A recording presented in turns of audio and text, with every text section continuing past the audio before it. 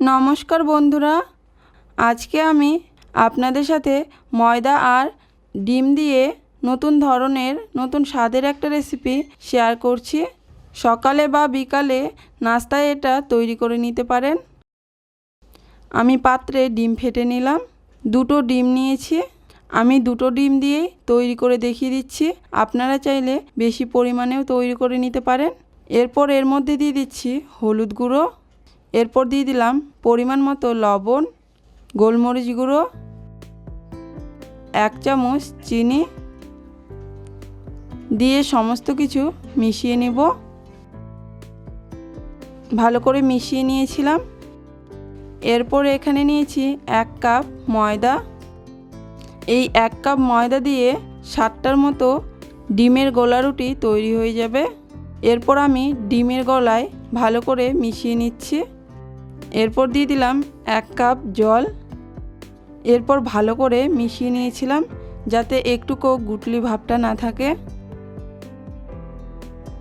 দলাগুলো ভালো করে গুলিয়ে নিয়েছিলাম।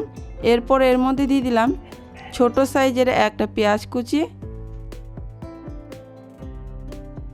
দিয়ে দিলাম অর্ধেক টমেটো কুচি, এরপর দিয়ে দিলাম ক্যাপসিকাম কুচি, দুটো কাঁচা লঙ্কা কুচি নিয়েছিলাম দিয়ে দিলাম। এরপর দিয়ে দিলাম ধনেপাতা কুচি। দেওয়ার পর ভালো করে মিশিয়ে নিয়েছিলাম। পাতলা একটা ব্যাটার তৈরি করে নিতে হবে বন্ধুরা। দেখুন এই রকম, খুব বেশি ঘনও না আবার খুব বেশি পাতলাও না, মিডিয়ামে রেখেছি। এরপর আমি তাওয়া বসিয়ে দিয়েছি গ্যাসে। তাওয়া গরম করে নিয়েছিলাম, গ্যাসের ফ্লেম লো রেখেছি। এরপর আমি হাতার সাহায্যে 1 হাতা দিয়ে দিলাম ব্যাটার।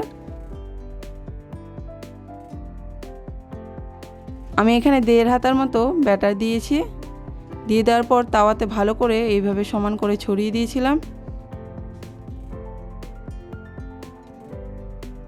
কিছুক্ষণ পর দেখুন শুকিয়ে গেছে বন্ধুরা উপরটা। এরপর উপরে আমি ব্রাশ দিয়ে তেল লাগিয়ে দিলাম। এরপর সাবধানে পাল্টে দিতে হবে।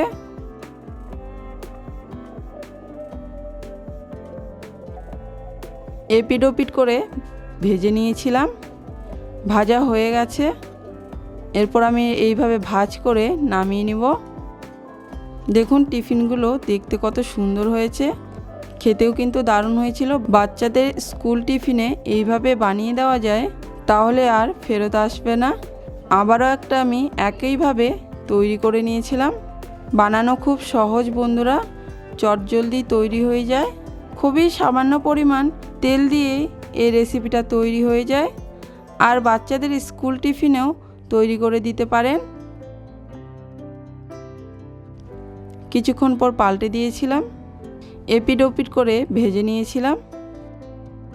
2 সাইডে ভেজে নিলেই তৈরি হয়ে যাবে। আজকের রেসিপিটা আপনাদের খুব কাজে আসবে।